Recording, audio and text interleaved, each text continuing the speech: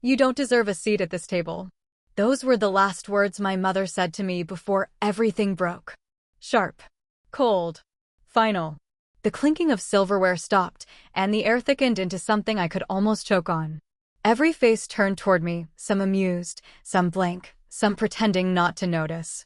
I sat frozen, a fork halfway to my mouth, the words still ringing like glass shattering inside my chest. "My name is Clara Bennett, and I was 28 the night my own mother decided I didn't belong in my own family. It happened at my father's 60th birthday dinner, a night I had spent weeks planning down to the smallest detail. The menu, the wine, the music, even the ridiculous 3-layer chocolate cake I'd ordered from his favorite Italian place downtown. I'd paid for all of it, quietly wiring the money to my mother's account and letting her take the credit. Because that's what I always did: fix things, pay for things, make sure everyone else was comfortable. That had always been my role. The responsible one. The quiet one. The daughter you forget to notice until something goes wrong. My brother, Ethan, was the golden child, charming, ambitious, always with a new promotion to brag about. My sister, Lila, the glowing bride-to-be, her life a curated string of celebrations. And then there was me, the pediatric nurse. The one who worked 12-hour shifts, came home to silence, and still sent money home each month just to help out. I told myself it was love. But somewhere deep down it was habit, an old reflex I didn't know how to stop. That night, when everyone raised their glasses, my mother spoke about her wonderful children. "Ethan, your success makes us so proud. And Lila, my darling, you're going to be the most beautiful bride." My name never crossed her lips. I told myself it didn't matter. This was Dad's night, not mine. But when the speeches ended and the laughter softened into the hum of background music, something inside me, something small and aching, wanted to be heard. I stood. My hands trembled slightly as I lifted my glass. "Dad," I began, "I just wanted to say." "Clara, please." My mother's voice sliced through mine. "Let's not have one of your dramatic moments tonight." The word dramatic hit me harder than it should have.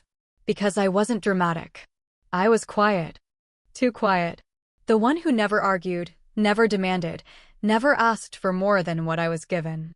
I sank back down, cheeks burning, heart thudding in my throat. I whispered under my breath, "I just wanted to wish him a happy birthday." That's when she said it. Loud enough for everyone to hear. "Honestly, Clara, with that attitude, you don't deserve a seat at this table." The silence that followed was worse than the insult. My father looked down at his untouched plate. My brother smirked. My sister avoided my eyes. And the caterers, my caterers, walked in with slices of the cake I had paid for. I didn't eat a bite. After that night, something shifted. My mother's cruelty had become a license for the rest of them. The small dismissals turned sharper, the jokes less playful. When my old car broke down a few weeks later, I called my dad, not for money, just advice. He laughed. "See, Clara? This is what happens when you don't manage your money properly. Maybe ask Ethan for lessons in financial responsibility." The words made my throat tighten. Just 2 weeks earlier, I had sent my parents $3,000 for their property taxes. But I didn't argue. I just whispered, "Okay, Dad," and hung up. Then came Lila's wedding dress. A $5,000 gown, double her budget. She cried in the boutique mirror, playing her part beautifully. That evening, my mother called. "It would mean so much to your sister if you helped her out," she said sweetly. But it wasn't a request, it was an order. I paid half. When I asked later where I'd be sitting at the reception, she said they'd place me at a back table, away from the important guests. That was the moment I stopped being sad. I started taking notes. At the neighborhood block party, I ran into Mrs. Langley, our old neighbor. She asked how I'd been, what I was doing these days. I opened my mouth to tell her about my new pediatric trauma certification, something I'd worked on for 6 exhausting months, but my mother appeared beside me, smiling that polished social smile. "Oh, Clara's still doing her little nursing thing," she said with a wave of her hand. "Bless her heart. We're so proud of Ethan, though. He's really the go-getter in this family." Then she laughed and walked away. Mrs. Langley looked uncomfortable. I stood there, frozen, the words little nursing thing echoing in my head. Something inside me didn't break, it solidified. The pain turned to steel. That night, I sat down at my laptop. I opened the spreadsheet I'd been quietly keeping for years, every payment, every transfer, every grocery delivery I'd paid for. January 15th, 2020, $500 for a new roof. March 8th, 2021, $500 for Ethan's car insurance.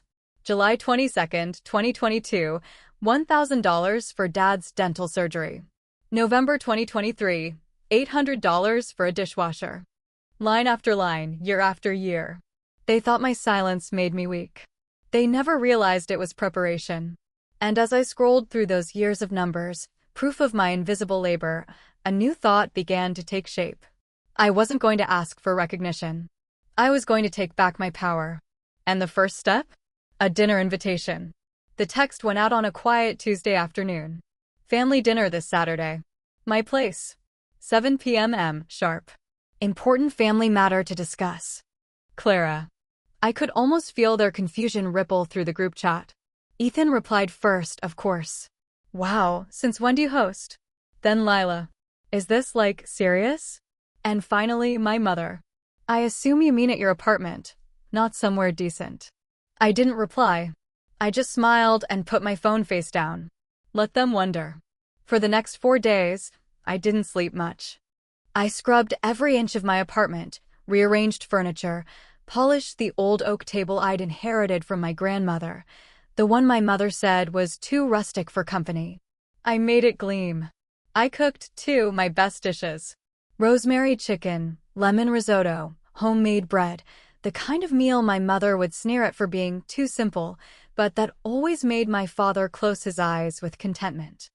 I wanted it to feel familiar, yet unsettling, like something was slightly off, though they couldn't tell what.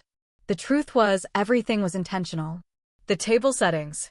The wine choice. Even the playlist, soft jazz in the background, just like the restaurant where she'd humiliated me months before. I wanted her to feel that echo. Saturday came, and with it, the familiar knot of tension in my stomach. I stood in front of the mirror, adjusting the silver necklace my father had given me for my college graduation. My hair fell just right, my lipstick a calm, confident shade of red. When the first knock came, I didn't move for a moment. I just breathed in. Then I opened the door. Ethan stood there, grinning like he'd already judged the whole event. So this is the big family meeting spot, huh? Cozy. Behind him, Lila scrolled through her phone, barely looking up. My mother followed, perfume first, then a wave of disapproval. She looked around the room as though inspecting a hotel she hadn't chosen. Well, she said, you've certainly tried. Dad came in last, smiling softly. Smells good, sweetheart. That one word, sweetheart, almost broke me. It had been months since he'd said it. We sat down. The plates clinked. I poured the wine, my hands steady. Conversation stayed surface level, weddings, work, Ethan's new promotion. My mother asked nothing about me. I waited until the dishes were cleared before I said it. I wanted to talk to you all about something important. Ethan leaned back, smirking. Here we go. My mother sighed. Clara, if this is another one of your emotional outbursts. It's not. I smiled thinly. I just want to clear a few things up. I stood, walked to the cabinet, and pulled out a small folder. It was pale blue, neatly labeled. Inside were printed copies of every transfer, every bank statement, every receipt I'd been saving. I placed the folder in the center of the table. What's this? Dad asked. Proof, I said simply, of everything I've done for this family in the last 10 years. Ethan chuckled. Clara, no one asked you to. Actually, you did, I said, flipping a page. March 8th, 2021. You needed help with your car insurance. I sent $500. He opened his mouth, then shut it again. I turned to my mother. And you, January 2020, the roof repairs. You said you'd pay me back once Dad's bonus came in. You never did. Her lips pressed into a thin, angry line. You're being petty. No, I said, calm now. I'm being clear. The silence stretched. I could feel their discomfort growing, filling the room like smoke. My hands didn't shake. Not this time. I don't expect anything back, I said. I just want you to understand something. I've spent years trying to earn a seat at this table. But the truth is, I looked at my mother, directly into her cold, calculating eyes. I was the one holding it up. Lila shifted, her expression softening. Clara, maybe this isn't the right time. There's never a right time, I said quietly. There's just the moment you decide you're done being invisible. Dad sighed. Sweetheart, you're making this too dramatic. There it was again. Dramatic. The word that had followed me like a curse. I smiled, but it wasn't the kind of smile they recognized. It was the kind that meant something had ended. Dinner's over, I said. You can go now. My mother blinked, astonished. Excuse me? I said, it's over. You've had your meal, you've heard what I needed to say. You can leave. Ethan laughed. You're serious? Yes. He looked to my mother, then to Dad, waiting for someone to take control, to reassert the family order. No one did. For the first time, they all seemed smaller to me, fragile, even. My mother finally stood, her chair scraping the floor. You'll regret this, Clara. Families forgive, but they don't forget. I met her gaze evenly. I'm counting on that. They left without finishing their wine. After the door closed, I stood there in the silence. My hands finally trembled, not from fear but from release. I could still smell the rosemary, the faint sweetness of the bread cooling on the counter. For the first time in years, my apartment didn't feel like a place I returned to after serving everyone else, it felt like mine. Still, as I gathered the plates, a strange unease began to settle in. Because even though they'd left, something told me this wasn't over. My phone buzzed on the counter. A new message. From an unknown number. You shouldn't have done that. 6 words. No name. No emoji. Just a blank gray bubble on my screen. I stared at it for a long time, the cold glow of the phone the only light in my apartment. Outside, the city was quiet, the kind of quiet that feels like it's waiting for something to happen. I told myself it was probably Ethan. He had a twisted sense of humor and a long history of trying to scare me into submission. But as I clicked the contact info, there was no number saved, no clue. Just unknown. For a moment, I thought about ignoring it. Then, curiosity, no, defiance took over. Who is this? No reply. I waited. A minute. 5. 10. Then finally. The truth hurts when it's spoken out loud. My throat tightened. That phrasing, it sounded like something my mother would say. But she barely knew how to text. Still, my heart wouldn't slow down. I put the phone face down and poured myself a glass of wine, but the taste turned metallic on my tongue. The apartment that had felt so safe just an hour ago now seemed too quiet, too exposed. I caught myself glancing at the window, half expecting to see someone standing there. The next morning, I woke to another message. Family doesn't air its dirty laundry. That time, I didn't reply. I blocked the number and tried to focus on work, diving into charts and patient records, anything to drown out the echo of that dinner. But the messages didn't stop. A new number. A new text. Always vague. Always watching. Hope your patients trust you as much as your family did. You think you're free now? It was like a slow leak of poison, silent, invisible, but impossible to ignore.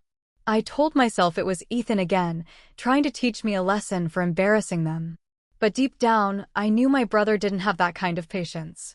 He'd rather yell than haunt. So who was it? By Wednesday, I couldn't take it anymore. I called Lila. She sounded surprised to hear from me. Clara? Wow. I thought you'd be too busy, writing manifestos. I ignored the jab. Lila, have you or anyone else been texting me? From different numbers. What? No. A pause. Why? Are you okay? Her voice softened, and for a second, I heard my sister again, the girl who used to crawl into my bed after thunderstorms. There've just been messages, I said quietly. Weird ones. About the dinner. Another pause. Then, Mom's been really upset, right? She said you humiliated her in her own family. You could have handled it differently. I handled it the only way I knew how. Clara, you can't fix things by exposing people. I didn't expose anyone. I just told the truth. She sighed. You always think truth is enough. Then she hung up. That night, I came home to find my front door unlocked. For one dizzy second, I froze on the threshold. The lights were off, everything silent. My pulse thudded in my ears as I stepped inside. Nothing looked broken. Nothing moved. And yet, something was wrong. The blue folder. The one I'd shown them at dinner. It was gone. I tore through drawers, the kitchen counter, the coffee table. Nothing. That folder wasn't just evidence, it was my armor. My way of saying, I remember everything. Now, it was gone. I sat on the couch, shaking. Then my phone buzzed again. Did you really think paper could protect you? My chest constricted. The message came from another new number. I typed back before I could stop myself. What do you want? The reply came instantly. To remind you where you came from. The next day, I took a personal day off work. I couldn't focus. Every sound made me flinch. The buzz of the fridge, the neighbor's door slamming, even the hum of the ceiling light. I decided to visit my father. Maybe he'd know what was going on. He'd always been the quiet peacekeeper, the one who told me to let your mother talk herself tired. Maybe, deep down, he'd help. He looked surprised when he opened the door. Clara? Everything okay? Not really, I said. Can we talk? We sat in the living room, the TV muted behind us. He looked older than I remembered. His eyes darted away when I told him about the texts, about the missing folder. Dad, you believe me, right? He rubbed the back of his neck. Sweetheart, maybe it's best to let things cool off. You stirred up a lot at that dinner. People say things when they're hurt. I stared at him. So you think I did this to myself? I think, he said slowly, you've been keeping score for a long time. And sometimes when you do that, it changes how people see you. It wasn't an answer. It was an evasion. I stood up. I didn't come here to be blamed. I came for the truth. He didn't stop me when I left. That night, as I drove home, rain hit the windshield in fast, angry streaks. My reflection in the glass looked unfamiliar, harder, colder. I realized something important. Whoever was sending those messages, whoever took that folder, wanted one thing, to make me doubt myself. But they'd underestimated me. Because I'd learned something that night at the dinner table, silence protects no one. So when another message came, you should stop digging. I didn't reply. I simply typed back one word. Never. Then I pressed send. But the moment I set the phone down, I saw it. An envelope on my kitchen counter. I hadn't noticed it before. My name written in my mother's perfect cursive. Inside, a single photograph. Our family at my father's birthday dinner. Everyone smiling. Me caught mid-blink, looking like a ghost. On the back, a note in the same handwriting. You wanted the truth, Clara. Come home to find it. The photo felt heavier than paper should. I stared at it for so long that my eyes started to burn. The image was harmless enough. My family gathered around the restaurant table, all grins and perfect postures. But the moment I turned it over and read those words again, come home to find it, something in my stomach twisted. I hadn't been back to that house since the night of my father's birthday. Since she said I didn't deserve a seat at her table. But now, I couldn't shake the thought, what if this was her way of luring me in? Or what if it wasn't her at all? For 2 nights, I didn't sleep. The messages stopped, but the silence was worse. It felt like a pause before something bigger. Like a storm pulling in all its breath. By Sunday morning, I couldn't take it anymore. I grabbed my keys, threw on a coat, and drove the familiar, hated route to the Bennett's house. The house looked the same, white shutters, rose bushes neatly trimmed, the wind chime on the porch playing its brittle tune. My stomach flipped at the sight of it. I parked at the curb and sat for a minute, watching the curtains in the living room flutter. Someone was home. When I knocked, the door opened just enough for her to appear, my mother, pristine as ever, wrapped in her favorite cream cardigan, lipstick perfectly drawn. Clara. Her voice was calm. Too calm. I wondered how long it would take you. You sent this. I held up the photo. Her eyes flicked to it, then back to me. Why don't you come inside? The smell of her perfume hit me first, gardenia and cold powder. I used to find it comforting. Now, it smelled like control. The house hadn't changed. Every picture frame still hung in perfect symmetry, every cushion exactly fluffed. It was as if time had stopped here. My father wasn't in sight. Where's Dad? I asked. At the golf course, she said. He prefers not to be part of unpleasant conversations. Unpleasant, I repeated. That's one word for it. She gestured to the dining table. The same mahogany one I'd sat at months before. The same table where she'd cut me open with her words. And there, in the center of it, my blue folder. I froze. You took it? I borrowed it, she said evenly. You left it out. And it seemed excessive. Excessive? I could feel the heat rising under my skin. You stole it from my home. Stole. She smiled. Clara, it's family business. You wouldn't see your own mother, would you? The way she said it, soft, almost sweet, made something snap inside me. You don't get to rewrite what I've done. You don't get to erase the truth just because it embarrasses you. Her smile didn't fade. Oh, sweetheart. You still think the truth matters? The truth is what people choose to believe. And right now, no one believes you. My chest tightened. So it was you sending those messages. She tilted her head. If you can't tell, maybe you're not as sharp as you think. For the first time, I saw it, the satisfaction in her eyes. This wasn't just punishment. It was pleasure. I came here to end this, I said. To tell you that I'm done playing by your rules. She took a slow sip from her tea, then set the cup down with a faint clink. You've said that before. Not like this.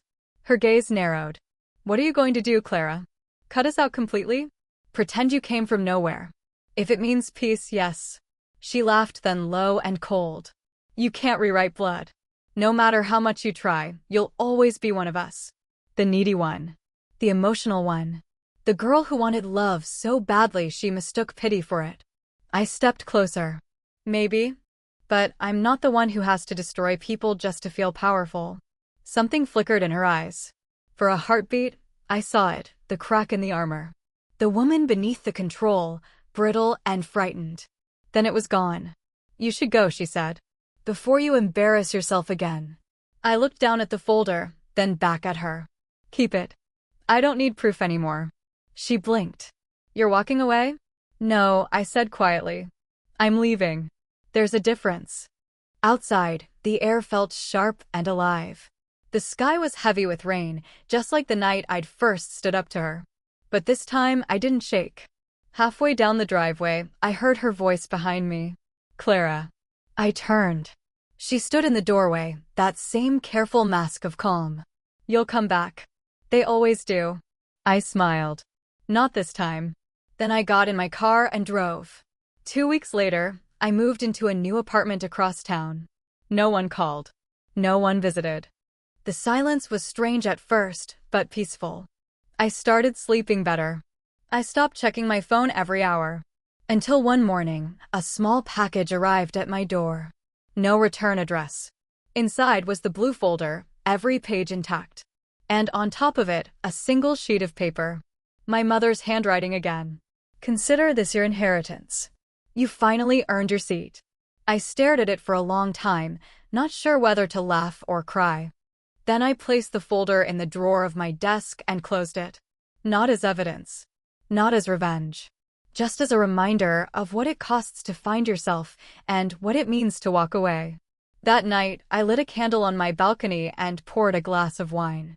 The city hummed below, full of stories that weren't mine to carry anymore.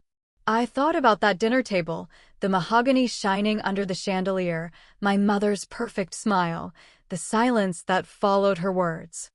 You don't deserve a seat at this table. She was right, I realized. I didn't. Because I was never meant to sit at her table. I was meant to build my own.